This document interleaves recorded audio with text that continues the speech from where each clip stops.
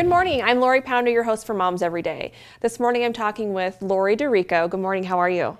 Great. So we have an interesting topic today. Can you tell me what is intergenerational trauma? Individuals who experience trauma or loss or have a history of abuse in childhood can pass this along to the next generation. Trauma changes our physiology, and this can be passed to our children and grandchildren. What would be some examples of this? So if you have a parent who has post-traumatic stress syndrome, they may be less able to connect with their family members. They may have issues with anger management.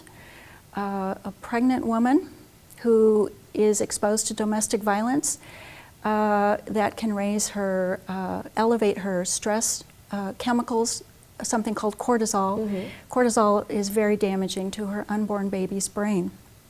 Or if you have a youth who has experienced abuse in childhood, they can experience challenging behaviors, and eventually they become parents and they are less able to care for their infant with this background of trauma.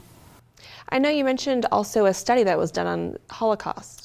So they have studied Holocaust survivors' children and grandchildren, and they found they have a higher level of mental and physical illness, though they have not been exposed to the same trauma their parent or grandparent did. That's really interesting to find out. What would be treatment if someone is experiencing this? So the first step is to be aware and to recognize there's a change in behavior, change in eating patterns, and to seek out a mental health professional that can provide appropriate treatment. Trauma basically lives in the right side of our brain, and with treatment, this can enable the person to process these experiences and allow the left brain to kind of put it to bed, so to speak. And rather than, the trauma will never be forgotten.